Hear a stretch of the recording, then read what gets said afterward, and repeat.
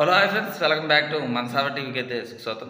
అయితే ఈరోజు మరి చెప్పే టాపిక్ ఏంటంటే అబుదాబి T10లోనైతే మనం మరో మ్యాచ్ గురించి మన అనాలిసిస్లోకి వెళ్ళిపోతే చెన్నై వర్సెస్ ఇక్కడ north warriors. Very very interesting. మరి వీళ్ళందరికీ కూడా అట్టర్ చూసుకున్నా మరి 4 మ్యాచ్లు అనేది జరిగింది. మరి 2-2 అంటే టైతో ఈ అట్టర్ రికార్డ్ అనేది ముగిసిందని చెప్పచ్చు. కానీ ఇద్దరు కూడా సమఉజ్జీలుగానే మనం అది చెప్పాలి.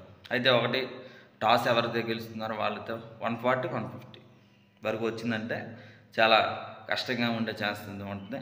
లేదు 100 కొడతాను, 90 కొడతాను, 18 కొడతానంటే చాలా ఈజీగా ఉండే ఛాన్స్ ఉంటుంది. లేదు బౌలింగ్ చాలా బాగుండి కట్టడి చేస్తాము అంటే కట్టడి అయితే చేయొచ్చు. ఎందుకంటే పవర్ ప్లే 2 ఓవర్లు ఉంటుంది. ఎప్పుడైనా 2 ఓవర్లు అనేది పవర్ ప్లే అనేది తీసుకోవచ్చు. మరి 4 ఓవర్లు పవర్ ప్లే అనేది ఖచ్చితంగా ఉంటుంది. ఖచ్చితంగా ఈ 4 ఓవర్లో కొట్టేసే ఛాన్స్ అనేది ఎక్కువ మనకి కనిపిస్తుంది. అయితే మొత్తం మీద మన ఛానల్ అయితే సబ్స్క్రైబ్ మాత్రం మర్చిపోకండి, షేర్ అప్ అయితే మర్చిపోకండి. ఫస్ట్ ఆఫ్ ఆల్ మరి కింద అయితే నా డిస్క్రిప్షన్లో మాత్రం టెలిగ్రామ్ లింక్ అనేది ఉంటుంది. అక్కడికి వెళ్ళి సబ్స్క్రైబ్ మాత్రం చేసుకుంటే మరింత డ్రీమ్ లెవెల్ మరి అన్నీ కూడా వస్తూ ఉంటాయి. మరి మొత్తం మీద బలవాళ్ళు చూసుకున్నా చెన్నై చూసుకున్నా అందరూ కూడా ఫెయిల్యూర్స్ అనేది కంటిన్యూ అయితే అవుతున్నారు. కానీ కొందరు అయితే ఫామ్ అయితే ఉన్నారు, కానీ బౌలింగ్లో కొంచెం ఫెయిల్యూర్స్ అనేది మనం అయితే చెప్పాలి.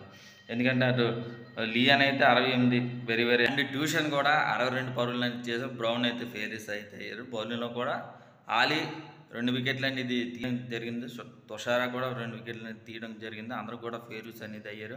కానీ ఒకటి బౌలింగ్లో అయితే పర్ఫార్మెన్స్ అనేది రావాలి, లేకపోతే ఫెయిల్యూర్స్ అనే కంటిన్యూ అయ్యే ఛాన్స్ ఉంటే మాత్రం ఓటమి తీసుకువెళ్ళే ఛాన్స్ ఉంది చెన్నై అనేది మనం చూడొచ్చు. మరి ఎలా ఉండబోతుంది ఏంటని చూడాలి. కొంచెం అయితే బౌలింగ్లో అయితే చూసుకుంటే చర్చల మధ్య ఇక్కడ నార్త్ వారియర్స్ గురించి అయితే అక్కడ బ్యాటింగ్లో కానీ బౌలింగ్లో కానీ ఎక్సలెంట్గా మరి ఉన్నాయి అని చెప్పొచ్చు. అందరూ కూడా విజృంభించే ఛాన్స్ ఎక్కువ మనకి ఇక్కడ కనిపిస్తుంది అనేది మనం స్పష్టంగా మనం అయితే చెప్పాలి. ఎందుకంటే మరి ముర్రే 18, మరి అక్కడ మరి కింగ్ అయితే డెకౌట్ అయ్యేది. కింగ్ మంచి ఫామ్లో అయితే ఉన్నాడు, విజృంభించే ఛాన్స్ ఎంత ఉంటుంది.